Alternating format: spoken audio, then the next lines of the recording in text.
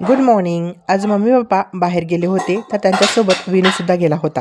मग म्हटलं थोडं किचनमधील पसारा आवरून घेऊ आणि मगच आंघोळ करू. तर विनू ब्रेकफास्टमध्ये ब्रेड आणि केचप खाऊन गेला होता. मम्मी सर्व जेवण बनवून गेली होती. त्यामुळे आजच्या जेवणामध्ये मटण होता, तांबडा रस्सा, पांढरा रस्सा, भात, भाकरी हे सर्व होतं. तर मम्मी सर्व जेवण बनवून गेलेली होती. तर मी गॅसवरील सर्व भांडी बाजूला काढली. सर्व भांडी थोडी स्वच्छ करून सिंकमध्ये ठेवली. तर यावर्षी मान्सून आपल्या महाराष्ट्रात लवकरच आलेला दिसतोय. बाहेर इतका पाऊस सुरू आहे ना की सोलरला पाणीच गरम होत नाही आहे. त्यामुळे एकतर कॉईल वापरून पाणी गरम करावं लागतं किंवा मग गीझर वापरून. पण आज मी गॅसवर पाणी गरम करून घेत आहे. त्यानंतर मी भांडी घासेल.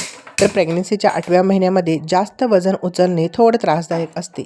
म्हणून मी थोडंसं पाणी गरम करून गॅसवरतीच घेणार आहे आणि मग अंघोळीला जाणार आहे.